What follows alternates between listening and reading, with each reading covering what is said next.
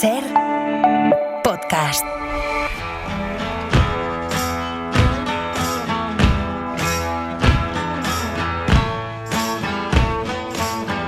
El banquillo. En Hora 25. Con Aimar Bretos.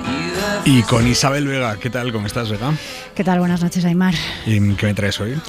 Pues mira, es que siempre hablamos de la falta de medios de la justicia, de las cargas de trabajo, y en este contexto a un juzgado pequeño, con su propia problemática, le toca llevar las riendas de una gran tragedia, de un siniestro o de una catástrofe con múltles víctimas, así que te propongo... creas que no lo he pensado, ¿eh? O sea, ese juez de Córdoba que va a tener que hacerse con esto, tela. Pero ha pasado ya, tenemos precedentes, hemos visto cómo lo hacen y podemos dar un punto de vista sobre cómo hacen que funcione. Porque por muy grande que sea la catástrofe, esto se lo queda el juez ese de Córdoba. Sí, porque prima el criterio territorial. Lo que sí existe, y es desde hace apenas 2 años, es la Red Judicial de Expertos en Gestión de Emergencias y Catástrofes, que son jueces súper especializados y que sirven un poco como de consejo de sabios, también de agentes de coordinación, para que ese juez que tiene que coger las riendas no se vea tan solo. Ellos se ponen a disposición si, por ejemplo, el juez necesita saber qué protocolo está vigente, decidir sobre una autopsia que pide una parte, igual que hay una red de expertos en internacional para ese tipo de consultas. Digamos, ¿no? Ellos no intervienen en la causa, no se meten. Los jueces son independientes y deben serlo. También hay una comisión judicial de crisis que se puede convocar desde el Consejo General del Poder Judicial si hay necesidad de armonizar recursos y de reestructurar. ¿Y en esa zona donde ha sucedido el accidente, quién es esa persona? ¿Quién es el delegado? Digamos? El delegado es el presidente de la Audiencia Provincial de Córdoba, Miguel Ángel Pareja. Y me contaba que en cuanto tuvo constancia se puso manos a la obra para que fluyese esa coordinación, contactando con todas las partes implicadas en atender la emergencia y arropar a la juez de guardia. La juez, porque es mujer la que va a llevar este caso. Bueno, la juez de guardia, la juez que estaba de guardia ese día, el día del accidente, asumió las riendas, las primeras medidas, y luego el caso recayó sobre el juzgado número 2. En ese juzgado hay ahora mismo una jueza sustituta y la titular, que ha obtenido la plaza hace escasos días que se publicó el nombramiento, la designación de la plaza en el BOE, se incorporará próximamente al juzgado. Porque en estas plazas hay mucha rotación, ¿no? O sea, los jueces intentan irse de estas plazas a otros, digamos, sitios más atractivos. Pasa en los juzgados que decimos de pueblo, ¿no? En los municipios pequeños. La juez que se incorpora está recién salida de la escuela judicial. En estas áreas es frecuente que estén 2, 3, 4, 5 años y luego los jueces se marchen a plazas que son más atractivas o por la especialidad o por la ubicación geográfica, simplemente. De momento el juzgado ya se ha reforzado con funcionarios, con medios informáticos. Pero va a ser una jueza muy junior, digamos. Bueno, ¿sabes qué pasa? Que la formación judicial es súper exigente en España y en la escuela judicial reciben una formación que está a un nivel envidiable en muchos países de la Unión Europea.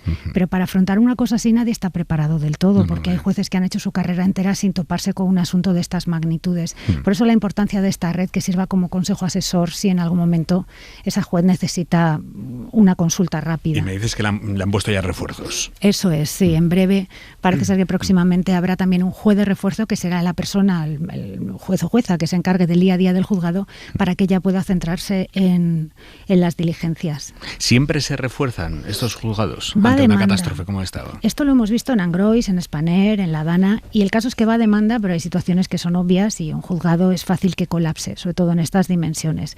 Se necesitan funcionarios para tramitar y a veces también un juez que asuma el resto de los asuntos.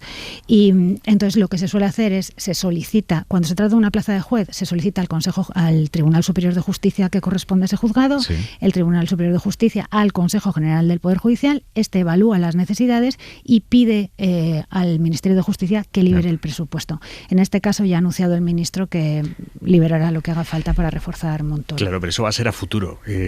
Ahora hay urgencias a las que se tiene que enfrentar esa jueza en estos primeros momentos, en ese momento mismo del accidente. Esa jueza está sola, tiene que reaccionar. He preguntado mucho. Todos los jueces vienen con su marco teórico de actuación, ¿no? Pero claro, es cierto que es una situación que puede ser angustiosa y hay como un esquema de trabajo más o menos aproximado que me explica el presidente de la Provincial de Córdoba. Lo primero, al tener la constatación de la tragedia, es movilizar a toda la oficina judicial y llamar a los forenses, porque para el servicio de emergencias está claro que la prioridad es rescatar a los heridos. El juzgado entra cuando se trata de fallecidos.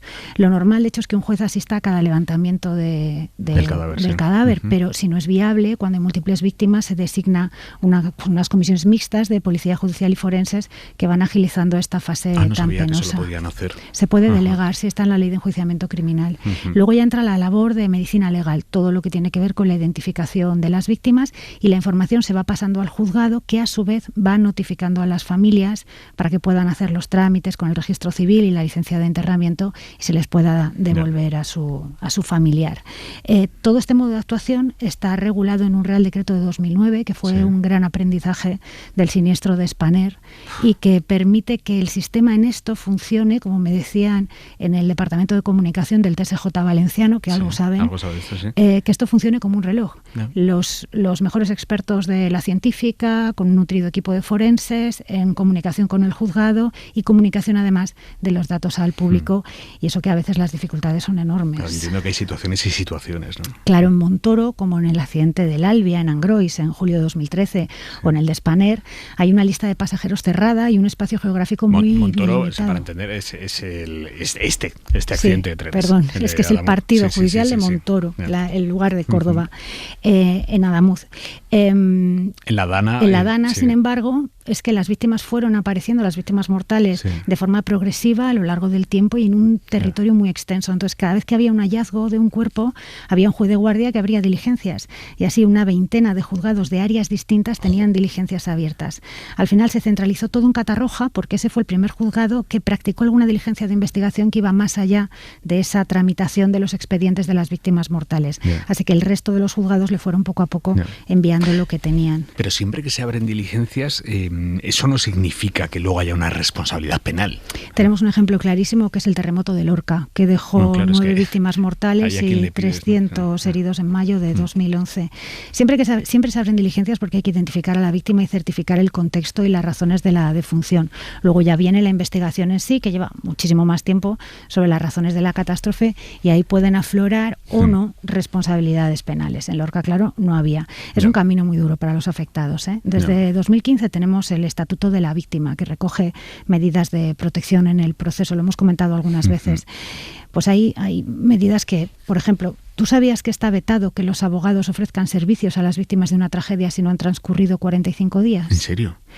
Y entonces esa es la víctima la que tiene que ir a buscar un abogado. Sí, si quieres el abogado puedes ir tú, pero los abogados no pueden ir de pesca. Bueno, es que esto es algo muy delicado, que pelearon mucho ahí empezar a planear como aves carroñeras. Es que parece ser que eso ocurría y que era relativamente frecuente que hubiera gente intentando pescar clientes. ¡Qué horror! En esto las víctimas de Spanair hicieron mucha presión durante la tramitación parlamentaria para que se incorporase ese periodo de reflexión, y aún así sigue siendo, pese a las cautelas, sigue siendo un proceso penoso y el resultado no siempre es satisfactorio para las víctimas. Si quieres hacemos un repaso. Sí, Spanair, por ejemplo, que me estabas hablando. Esto fue en agosto de 2008, recordamos que murieron 154 personas. La investigación la llevó un juzgado de instrucción, el número 11 de Madrid, y duró 4 años.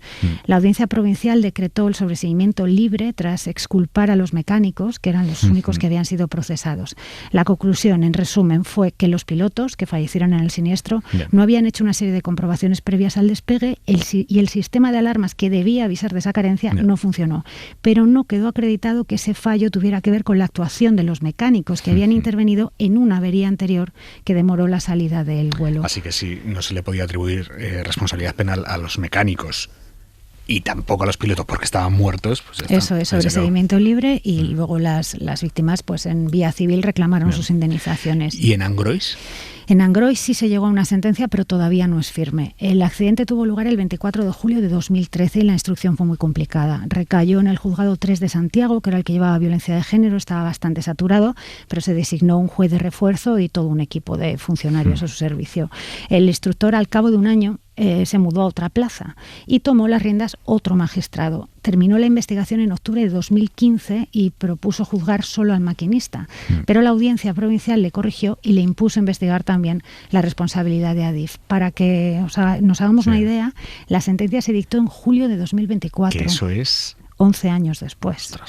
Fue una condena de 2 años y medio de cárcel por 79 delitos de homicidio y 144 delitos de lesiones, ambos por imprudencia grave, para el maquinista y el director de seguridad en la circulación de Adif.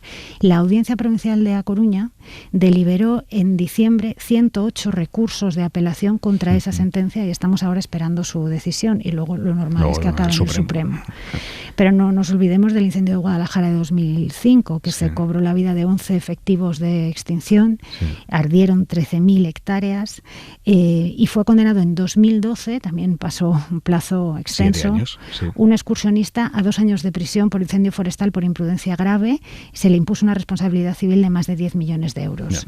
Y en la Dana, pues ya saben nuestros oyentes, la investigación sigue en marcha. Solo un dato para ver las magnitudes que maneja el juzgado de Catarroja. Cuando entremos en febrero, se habrá rebasado la cifra de 400 declaraciones prestadas en el juzgado, en la investigación de la Dana.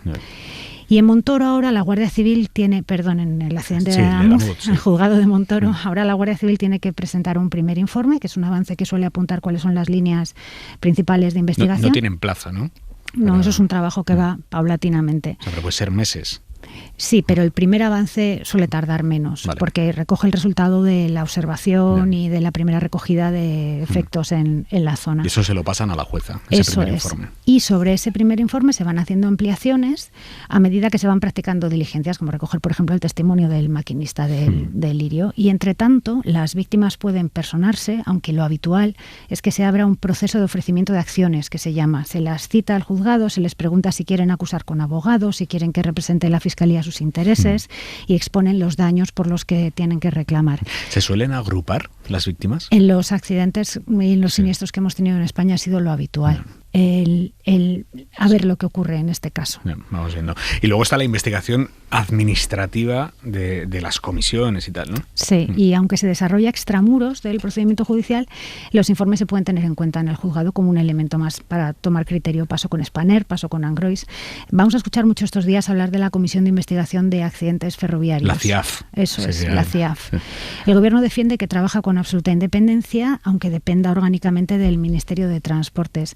La cuestión es que su reputación quedó resentida tras el accidente de Angrois, porque la Agencia Europea de Seguridad Ferroviaria revisó el informe que habían hecho y concluyó que no se había efectuado una auténtica investigación en profundidad. Esto fue en 2016.